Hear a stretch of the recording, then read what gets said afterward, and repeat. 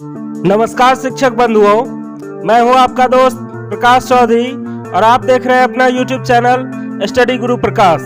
जी हां, आज हम लोग दीक्षा ऐप में निष्ठा ऑनलाइन प्रशिक्षण के मॉड्यूल 13 अर्थात विद्यालय नेतृत्व संकल्पना और अनुप्रयोग यानी school leadership concept and applications के प्रश्नोत्तरी को देखेंगे, समझेंगे और हल करेंगे। Please subscribe our YouTube channel Study Guru Prakash।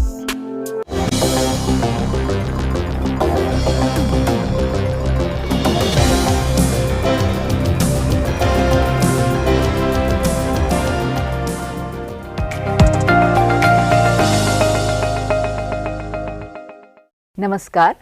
सीखने सिखाने के इस उत्सव में निष्ठा से जुड़े आप सभी साथी शिक्षकों का स्वागत है। निष्ठा में आपने विद्यालय गुणवत्ता के संबंधित अनेकों पहलुओं पर परिचर्चाएं करी होंगी। आज हम भी आपके साथ विद्यालय नेतृत्व की संकल्पना और अनुप्रयोग पर अपने विचार साझा करने आए हैं, जो कि स्कूली शिक्षा में संबंधित संशोधनों के अनुसार गुणवत्तापूर्ण शिक्षा प्रदान करने में एक बहुत ही महत्वपूर्ण योगदान देते हैं। विद्यालय नेतृत्व को वैश्विक स्तर पर विद्यालय के संपूर्ण विकास और छात्रों के अधिगम में वृद्धि के सहायक रूप में पहचाना गया है। ठीक यही बात NCSL ने भी अपने संशोधनों, कार्यों और शाला प्रमुखों के साथ अपने अनुभवों में भी पाई है। विद्यालय को रूपांतरित करने में विद्यालय प्रमुखों की भूमिका बेहद महत्वपूर्ण है, जो विद्यालय के शिक्षण अधिगम संबंधी परिणामों में सुधार हेतु अपना महत्वपूर्ण योगदान देते हैं। विद्यालय नेतृत्व संकल्पना एवं अनुप्रयोग को राष्ट्रीय विद्यालय नेतृत्व केंद्र द्वारा विकसित किया गया है और यही विषय आज आपके सामने हम साझा करने वाले हैं कि किस प्रकार से अध्यापकों के बीच आपसी समझ को विकसित कर एक नेतृत्वकर्ता विद्यालय के विशिष्ट संदर्भ में एक साझा दृष्टिकोण विकसित करता है एवं अपनी पूरी टीम को आने वाली चुनौतियों का सामना कर उनके हल निकालने के लिए भी तैयार करता है। एक नेतृत्वकर्ता के रूप में आपको भी शिक्षकों के दल को विकसित कर दल का नेतृत्व करना होगा एवं शिक्षकों के व्यावसायिक विकास को प्रोत्साहित कर नए नए प्रयोगों की पहल करनी होगी। इतना ही नहीं, एक विद्यालय प्रमुख की अनेकों भूमिकाओं में से सबसे महत्वपूर्ण है एक अकादमिक नेतृत्वकर्ता के रूप में शिक्षण अधिगम प्रक्रियाओं का नेतृत्व करना। जैसा कि आप सब जानते हैं, विद्यालय में आने वाला प्रत्येक बच्चा अपने साथ ज्ञान, भाषा एवं सांस्कृतिक पृष्ठभूमि को लेकर आता है। ऐसे में आपको विद्यालय में एक मित्रतापूर्ण वातावरण बनाकर सकारात्मक अधिगम संस्कृति का विकास भी करना होगा, जिसमें निम्नलिखित मुद्दे बेहद महत्वपूर्ण हैं। पहला, विद्यालय नेतृत्व की संकल्पना और उसकी समझ। दूसरा, आपदा की स्थिति में विद्यालय का नेतृत्व करना। तीसरा, छात्र अधिगम वृद्धि में विद्यालय नेतृत्व का महत्व। चौथा, विद्यालय में अधिगम संस्कृति का विकास और संदर्भ आधारित विद्यालय विकास योजना इत्यादि। यह सब कर पाने के लिए जरूरी होगा विद्यालय प्रमुख का अपने विद्यालय की वर्तमान परिस्थितियों से जुड़े हुए होना और उनका बारीकी से विश्लेषण करते हुए विद्यालय की आवश्यकताओं का सही आकलन लगाना। विश्लेषण आधारित आंकड़ों का प्रयोग, भागीदारी के साथ विचार विमर्श और साझा निर्णयों से यथास्थिति अनुसार नियोजन एवं अनुपालन करना। यह सभी एक सशक्त विद्यालय नेतृत्व के कुछ महत्वपूर्ण मानक हैं। विद्यालय नेतृत्व का विषय विद्यालय प्रमुखों की मुख्य भूमिका और कार्यों पर आधारित है, जो ज्ञान, कौशल एवं अभिवृत्ति से विद्यालय प्रमुख का सशक्तिकरण कर उनमें नेतृत्वकर्ता बनाने के सहायक होगा। विषय को प्रयोगकर्ताओं के लिए आसान एवं स्वयं सीखने योग्य बनाने हेतु काल्पनिक परिस्थितियां उत्पन्न की गई हैं। केस स्टडीज का अध्ययन एवं वीडियो ट्यूटोरियल्स के साथ नेतृत्व की संकल्पना को व्यवहार में कैसे लाया जाए, इस पर भी चर्चा की गई है। वर्तमान में कोविड-19 के संकट काल में विद्यालय प्रमुखों को अतिरिक्त जिम्मेदारी भी लेने की आवश्यकता है, जिसके लिए भी उन्हें तैयार किया गया है। मोबाइल फोन, व्हाट्सएप ग्रुप एवं अन्य संचार माध्यमों के द्वारा अपने शिक्षकों और छात्रों के साथ निरंतर संपर्क में रहना बेहद जरूरी है। विद्यालय प्रबंधन समिति को भी सूचनाओं का वाहक बनाया जा सकता है और जिससे वह एक कठिन काल में भी विद्यालय का अभिन्न हिस्सा बने रहें, उसके लिए भी तैयार किया गया है। अध्यापकों से टेलीफोनिक बातें कर सीखने सिखाने का स्पष्ट नियोजन किस प्रकार से किया जाए, इस पर भी चर्चाएं हैं। हम उम्मीद करते हैं कि यह विषय आपके सोचने की प्रक्रिया को एक नई दिशा देगा तथा विद्यालय संबंधित अभ्यास को सुचारू कर विद्यालय को रूपांतरित करने में सहायक होगा। धन्यवाद।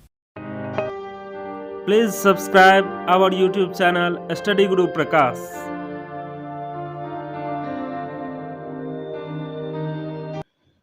आइए दोस्तों, अब मैं यहाँ पे अपने प्रश्नोत्तरी को चलाने जा रहा हूँ और मेरे प्रश्नोत्तरी जो हैं वो अब खुलने ही वाले हैं। जी हाँ, यहाँ डिस्प्ले पर पहला क्वेश्चन शो हो चुका है और पहला ही क्वेश्चन थोड़ा बड़ा है, इसीलिए इसे स्क्रॉल डाउन दबा करके बड़ा कर लेते हैं ताकि पूरा पढ़ा जा सके। आइए प्रश्न को पढ़ते हैं। विद्यालय के स्टाफ के साथ दल अधिगम की प्रक्रिया का समीकरण करने के लिए उचित अवसर क्या है? हमारे ऑप्शन इस प्रकार हैं। पहला में है खेल का मैदान, दूसरा है कक्षा कक्ष, तीसरा है स्टाफ मीटिंग और चौथा है रसोई घर। जी हाँ, हमारे आंसर यहाँ पे हो जाएंगे सी, अर्थात स्टाफ मीटिंग। आइए नेक्स्ट प्रश्न की ओर चलते हैं। जी हाँ, डिस्प्ले पर दूसरा क्वेश्चन आ चुका है। प्रश्न है, विद्यालय नेतृत्व का सीधा प्रभाव छात्र अधिगम पर पड़ता है, इसका अर्थ है।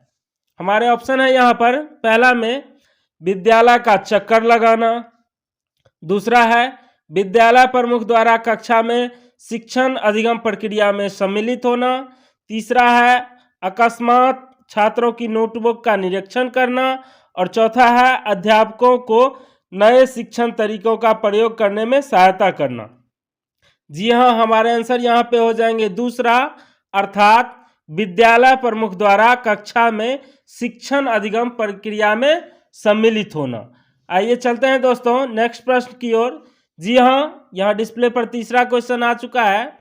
प्रश्न है, विद्यालय विकास योजना किसके लिए उपयोगी नहीं है? हमारे ऑप्शन है यहाँ पर। पहला में विद्यालय का विजन निर्मित करने में, दूसरा है विद्यालय से संबंधित क्षेत्रों का आकलन करने में, तीसरा है विद्यालय में उपलब्ध संसाधनों का आकलन करने में और चौथा है केवल प्रशासकीय उद्देश्य के लिए। जी हाँ, हमारे आंसर यहाँ पे हो जाएंगे चौथा, अर्थात केवल प्रशासकीय उद्देश्यों के लिए। आइए चलते हैं मित्रों नेक्स्ट प्रश्न की ओर। जी हाँ, यहाँ चौथा प्रश्न आ चुका है। प्रश्न इस प्रकार है, इनमें से कौन सा विकल्प सक्रिय अधिगम नहीं है? हमारे ऑप्शन है यहाँ पर। सक्रिय अधिगम एक दूसरे से सीखने को प्रेरित करता है, दूसरा है सक्रिय अधिगम व्यक्तिगत सोच को प्रोत्साहित नहीं करता है, तीसरा है सक्रिय अधिगम विश्लेषणात्मक सोच पर जोर देता है और चौथा है सक्रिय अधिगम में अध्यापक सुगम करता होता है। जी हाँ, हमारे आंसर यहाँ पे हो जाएंगे दूसरा, अर्थात सक्रिय अधिगम व्यक्तिगत सोच को प्रोत्साहित नहीं करता है।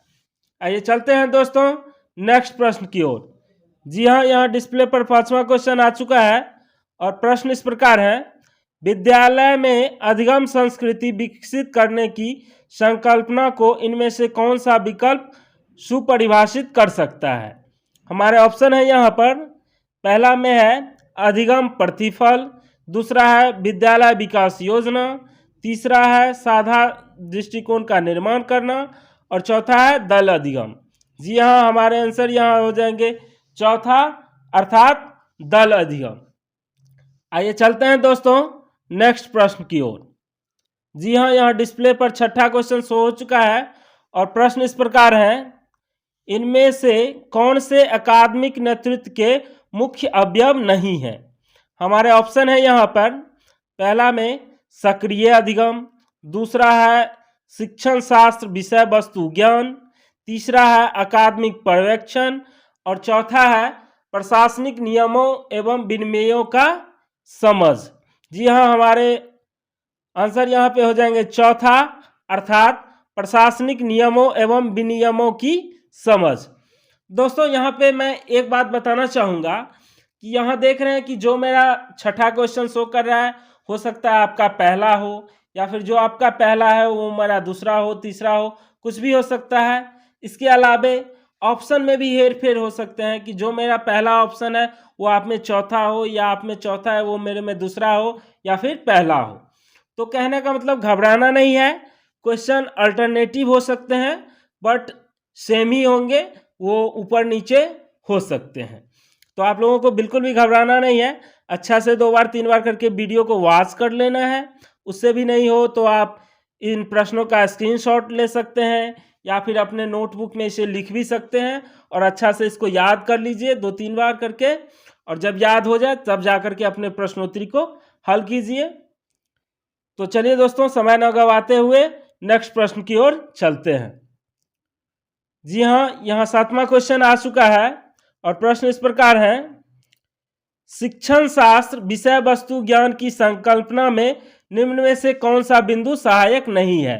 हमारे ऑप्शन है यहाँ पर, पहला है विषय वस्तु ज्ञान, दूसरा है विषय की शिक्षण शास्त्र संबंधी समझ, तीसरा है छात्रों की अधिगम संबंधी आवश्यकता एवं विविधता, और चौथा है विद्यालय के भौतिक संसाधन। जी हाँ, हमारे आंसर यहाँ पर हो जाएंगे चौथा, अर्थात विद्यालय के भौतिक संसाधन। आइए चलते हैं दोस्तों नेक्स्ट प्रश्न की ओर। जी हाँ, यहाँ डिस्प्ले पर मेरा 8वां क्वेश्चन शो हो चुका है और प्रश्न इस प्रकार है, स्वयं को विद्यालय या अध्यापक नेतृत्वकर्ता के रूप में विकसित करने हेतु 3 मुख्य अवयव क्या हैं। हमारे ऑप्शन है यहाँ पर, पहला है ज्ञान संप्रेषण एवं नकारात्मक सोच, दूसरा है ज्ञान कौशल एवं अभिवृत्ति, तीसरा है सकारात्मक सोच, अन्वय होना एवं संप्रेषण, और चौथा है अभिवृत्ति कौशल एवं संप्रेषण। जी हाँ, हमारे आंसर हो जाएंगे यहाँ पे दूसरा, अर्थात ज्ञान कौशल एवं अभिवृत्ति। आइए चलते हैं दोस्तों नेक्स्ट प्रश्न की ओर। जी हाँ, यहाँ डिस्प्ले पर मेरा 9वां क्वेश्चन शो हो चुका है और प्रश्न इस प्रकार है, विद्यालय प्रमुख के तौर पर विद्यालय नेतृत्वकर्ता की क्या भूमिका होनी चाहिए। जी हाँ, हमारे ऑप्शन है यहाँ पर, पहला है एक नेतृत्वकर्ता के रूप में, दूसरा है लीडर बाय पोजीशन, तीसरा है लीडर बाय एक्शन, और चौथा है लीडर बाय पोजीशन के साथ साथ लीडर बाय एक्शन होना। जी हाँ, हमारे आंसर यहाँ पे हो जाएंगे चौथा, अर्थात लीडर बाय पोजीशन के साथ साथ लीडर बाय एक्शन होना। दोस्तों आप लोगों से रिक्वेस्ट है कि कृपया करके कमेंट किया करें कि वीडियो कैसा बना है, आप लोगों को किस तरह से ये लाभ पहुंचा रहा है। क्या आपको शिक्षक पात्रता परीक्षा जैसे CTET, Bihar TET, UP TET, इन सारे परीक्षाओं में इनसे प्रश्न आ रहे हैं या नहीं, आपको मदद मिल रहा है या नहीं, या फिर निष्ठा प्रशिक्षण में आप लोगों को इससे सहायता मिल रहा है या फिर नहीं। आइए चलते हैं दोस्तों नेक्स्ट प्रश्न की ओर। जी हाँ, यहाँ डिस्प्ले पर लास्ट क्वेश्चन शो हो चुका है, यानी 10वां प्रश्न। प्रश्न इस प्रकार है, प्रभावशाली नेतृत्वकर्ता बनने के लिए स्वयं के कौन से 2 महत्वपूर्ण गुण आवश्यक है। जी हाँ, हमारे ऑप्शन है यहाँ पर, पहला है प्रशासक एवं प्रबंधक, दूसरा है आयोजक एवं योजनाकर्ता, तीसरा है पहलकर्ता एवं सकारात्मक दृष्टिकोण, और चौथा है खलल पैदा करने वाला एवं शिकायती रवैया। जी हाँ, हमारे आंसर यहाँ पे हो जाएंगे तीसरा, अर्थात पहलकर्ता एवं सकारात्मक दृष्टिकोण। आइए दोस्तों हम नेक्स्ट दबा के देखते हैं कि क्या होता है। यहाँ अब शो कर रहा है कि submit to continue, total question 10, question answer 10, question skip 0, left side में है रिव्यू और राइट में है सबमिट। यानी हम देख रहे हैं कि 10 में 10 क्वेश्चन हमने बनाए हैं, स्किप 0 किया है, अर्थात एक भी क्वेश्चन हमने छोड़े नहीं है। तो अब हम इसे सबमिट करते हैं और अब शो कर रहा है कि योर स्कोर इज 10/10, यानी आपने 10 में 10 सही जवाब दिए हैं। You can redo the assessment to improve your score. Left side में है रेडो और राइट में है एग्जिस्ट। तो रेडो करके हम अगर यहाँ स्कोर कम हो रहा है, 10 में 10 नहीं आ रहे हैं, 7 आ रहे हैं, 6 आ रहे हैं, 5 ही आ रहे हैं, तो इसे हम रेडो करके दोबारा से इस एग्ज़ाम को दे सकते हैं, दोबारा से क्वेश्चन को सॉल्व कर सकते हैं। तो हमने तो यहाँ देख रहा है कि 10 में 10 ऑलरेडी आ चुके हैं, तो अब हम इसे एग्जिस्ट कर देते हैं। बहुत बहुत धन्यवाद शिक्षक मित्रों। अगर आगे भी आप दीक्षा ऐप पर निष्ठा ऑनलाइन प्रशिक्षण से संबंधित सारी समस्याओं का हल चाहते हैं, या फिर आप शिक्षक पात्रता परीक्षा जैसे CTET, UPTET, Bihar TET, STET इत्यादि की तैयारी करने वाले स्टूडेंट हैं, तो इन प्रश्नों का संग्रह आपके लिए सफलता की कुंजी साबित होगी। तो कृपया करके हमारे चैनल को सब्सक्राइब कर लें और अपने दोस्तों को भी इससे लाभ पहुंचाने के लिए इसे शेयर अवश्य कर दें। जय हिंद, जय भारत।